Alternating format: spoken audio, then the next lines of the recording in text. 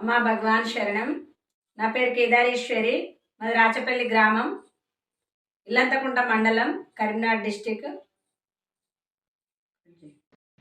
నేను భగవద్ ధర్మాలోకి వచ్చి 24 సంవత్సరాలు అవుతుంది. 24 సంవత్సరాలలో కొన్ని వేల లక్ష అద్భుతాలు చేసున్నారు అమ్మా భగవాన్.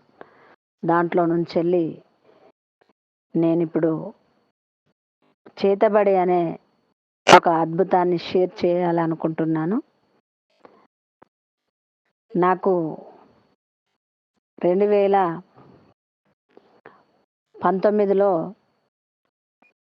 చేతబడి అనేది జరిగింది. అది చేతబడి అని నేను అనుకోలేదు, మోషన్స్ అవుతున్నాయని అనుకున్నాను. బ్లడ్ మోషన్స్ చాలాసార్లు, రోజుకు 120 సార్లు అలాగా వెళ్ళేదాన్ని. అయితే భగవాన్ మంత్రజపమే చేసేదాన్ని. నేను నీరసంగా పడిపోవడము అలాగా ఏం అవ్వలేదు. చాలా ఎనర్జీగానే ఉన్నాను. కానీ ముఖమంతా పీక్కపోయి ఏదో అయినట్టు అయింది. అయితే మా చిన్నమ్మ వచ్చి చేతబడి బాగు చేసే వాళ్ళ దగ్గరికి తీసుకొని వెళ్ళింది.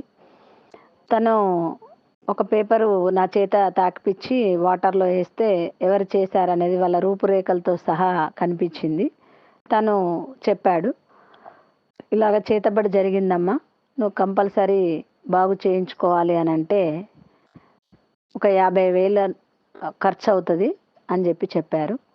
ఇంకా మా నాన్నగారు నాతో కాదు అని చెప్పేసి, నీ బంగారము అమ్ముకొని చేయించుకో అమ్మా అని చెప్పేసి అక్కడ నుండి రావడం జరిగింది మా నాన్న.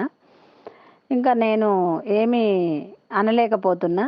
ఏమ్మా, మంచి మంచి ఆంజనేయుని దీక్ష తీసుకున్న వాళ్ళకు చేతబడి జరిగితే నేనే బాగు చేశాను. ఏంటి నీ కళ్ళల్లో బెదురు కూడా లేదు, భయమే లేదు నీకు? నేను ఇంతగా చెప్తుంటే అసలు నీ లోపల భయం అనేదే లేదు, కనిపిస్తలేదు అని అన్నాడు. అనగానే నాకు మళ్ళీ అక్కడ కూడా మోషన్ వచ్చింది. వెళ్ళేసి వచ్చి కూర్చున్నాను. అప్పుడు నా మెడలో ఉన్న భగవాన్ బిల్ల బయటకు వచ్చింది. తను చూసి, ఓహో ఇందుక నువ్వు, నీ కళ్ళల్లో బెదురు లేదు, కల్కి భగవాన్ భక్తురాలువా అని అన్నాడు. అవును స్వామి అని అన్నాను. సరే ఏమంటావమ్మా అంటే, మళ్ళీ వచ్చి చెప్తాను అని చెప్పి అక్కడ నుండి రావడం జరిగింది. వచ్చిన తర్వాత నేను కాళ్ళు చేతులు కడుక్కొని భగవాన్ దగ్గరికి వెళ్ళి భగవాన్ పాదుకలు నా తలపైన పెట్టుకొని అమ్మా భగవాన్ శ్రీమూర్తిలో చూసుకుంటూ చెప్తున్నాను, భగవాన్ అమ్మ, ఇది చేతబడని తెలిసింది నాకు ఇప్పుడు. ఈ గ్లూకోజ్లు ఎక్కినాయి, హాస్పిటల్లో ఏమాత్రం బాగా అవ్వలేదు. మళ్ళీ అట్లా అని ఇక్కడికి కూడా తీసుకెళ్లారు, ఆయన చేతబడని చెప్పారు. ఇంకా నువ్వే చూసుకోవాలమ్మా జగన్మాత అని చెప్పేసి అమ్మ కళ్ళల్లోకి, భగవాన్ కళ్ళల్లోకి చూసుకుంటూ భగవాన్ యొక్క పాదాలు తలపైన పెట్టుకొని ప్రార్థన చేసి అక్కడ పెట్టి భగవాన్ దగ్గరనే పడుకున్నాను. కొన్ని వేల సార్ల మూలమంత్రం చేశాను. ఎందుకంటే మంత్రజపంలోనే ఒక పవర్ ఉంది అనేది నా జీవితంలో అది అనుభవం అయిందనమాట. అందుకని నేను ఆ మంత్రజపాన్నే పట్టుకుంటా ఎప్పుడు. కానీ ఆ మంత్రజపం చేస్తూ ఉన్నాను, కొన్ని వేల సార్లు చేస్తున్నాను ఆ రోజు. ఇంకా తెల్లవారుజామున నాకు నా హృదయంలో అమ్మ పలుకుతుంది, కన్నా అని పిలిచారు. ఎవరు పిలుస్తున్నారని చూశాను నేను, ఎవ్వరు లేరు. మళ్ళీ కళ్ళు మూసుకున్నాను. కళ్ళు మూసుకోగానే మళ్ళీ కన్నా అని వినిపించింది. అమ్మా అని అన్నాను. నువ్వు భయపడక అని చెప్పేసి నాకు వాయిస్ వినిపించింది, ఎవ్వరూ కనిపించలేదు. అయితే నా లోపల, నా హృదయంలో ఫిజికల్గా అమ్మ చెయ్యి పెట్టి లాగారు. లాగితే ఒక మనిషి పెద్ద జుట్టుతో బయటకు వచ్చింది. అది నా కళ్ళతో చూశాను. నేను తెలివితోటే ఉన్నాను, నేను నిద్రలో కాదు, కలలో కాదు. అలాగా అమ్మ ఇసురు కొట్టింది, జడ పట్టి బాగా తిప్పి తిప్పి ఇసురు కొట్టింది. ఇంకా ఇసురు కొట్టిన తర్వాత మళ్ళీ వచ్చి బాగా నవ్వుతా ఉంది. నవ్వగానే అమ్మ నాకు చెప్తుంది, నాకు చెమటలు పట్టినాయి, కన్నా భయపడక అని చెప్పేసి అమ్మ నాకు చెప్పి మళ్ళీ ఆమెను గడప అవతలికి అమ్మ వచ్చి ఆమెను పట్టి బాగా నలిపి నలిపి నలిపి పడేసింది. అయితే కూడా మళ్ళీ వచ్చింది.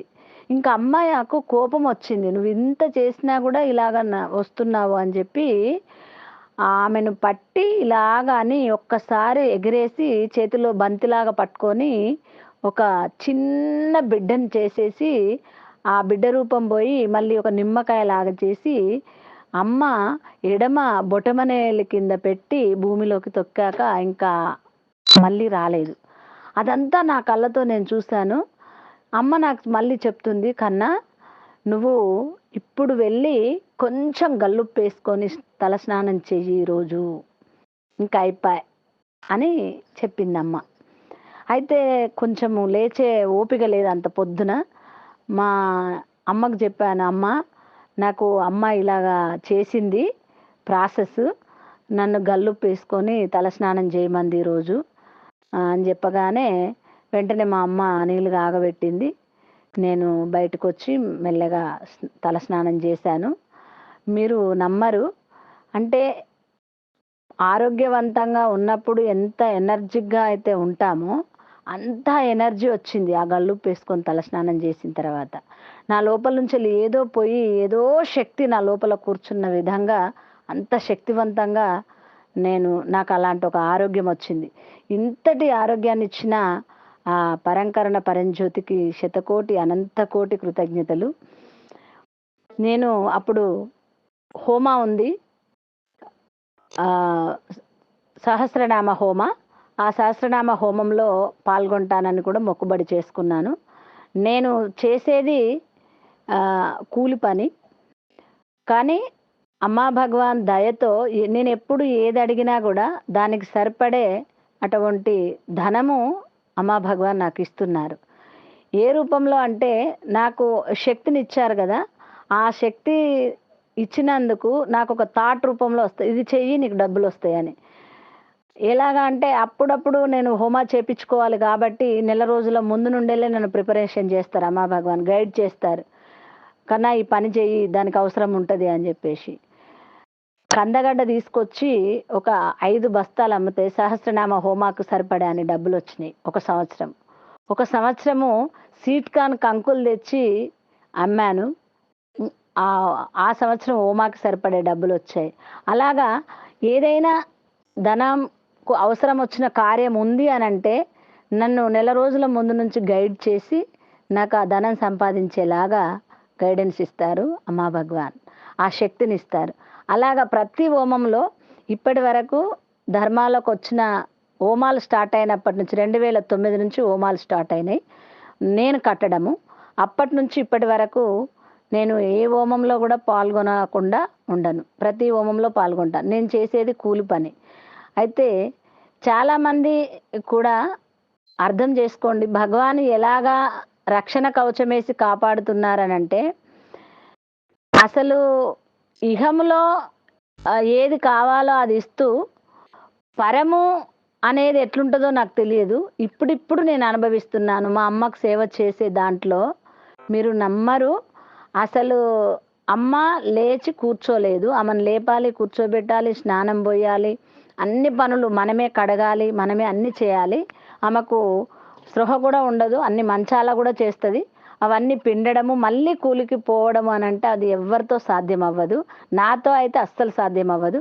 కానీ అమ్మా భగవానే నా లోపల ఉండి ఎంత ప్రేమగా అంటే ఎంతోమంది ఎన్నో రకాల ఎట్లా చేస్తున్నావు, కోపం లేదా, విసుగు లేదా అని అంటారు. కానీ కోపము విసుగు అనేది నన్ను నేను చెక్ చేసుకుంటున్నా. అసలు ఆ కోపము విసుగు చిరాకు అనేది ఇప్పటి వరకు రాలేదు. అమ్మకు 18 నెలలు అవుతుంది, ఫిబ్రవరి వస్తే 2 సంవత్సరాలు.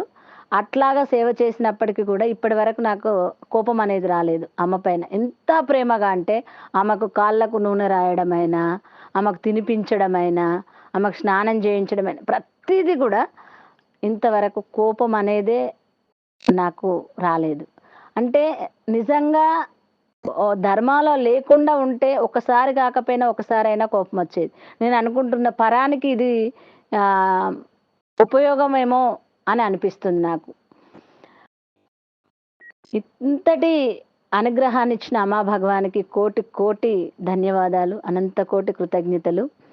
ఈ లైన్లో ఉన్న ప్రతి ఒక్కరు కూడా ఈ సుదర్శన హోమ మిస్ అవ్వకుండా చేపించుకుంటే వారికి ఈ యొక్క భగవాన్ చెప్తూనే ఉన్నారు కదా విపత్తులు వస్తాయని. దానికి ఉదాహరణ నిన్నటి రోజున భూకంపము అనేది వచ్చింది. ఆహ్, కానీ నేను మా ఇంట్లోనే ఉన్నాను. అయితే ఇంత కూడా అదలలేదు. ఏమీ జరగలేదు. నాకనిపిచ్చింది అందరూ మా ఇంటి పక్క వాళ్ళు భూకంపం వచ్చింది, ఇలాగ అయింది, బోళ్ళు కింద పడ్డాయి, కాళ్ళు వణికినాయి అని చెప్తున్నారు. నాకనిపిచ్చింది భగవాన్ అన్నారు గదా! ఎక్కడైతే ప్రేమ సైన్యం ఉంటారో అక్కడ 1,00,000 మందిని కాపాడుతానని అన్నారు కదా! ఇదొక నిదర్శనమేమో అని ఎంత ఆనంద స్థితిలోకెళ్ళిపోయానంటే అంత ఆనంద స్థితిలోకెళ్ళాను నేను. నిజంగా thank you Bhagavan. Thank you so much Bhagavan అని నా మనసులో చాలా ఆనందంగా కృతజ్ఞత చెప్పుకున్నాను మా భగవాన్‌కి. కాబట్టి మీరందరూ గూడా ప్రేమ సైనికులవ్వాలి. ఈ యొక్క సుదర్శన హోమ చేపిచ్చుకోవాలి. భగవాన్ రక్షణ కవచం వేసి మనల్నందరిని కాపాడుతారు. Thank you so much ji అందరికీ. అమ్మా భగవాన్ శరణం.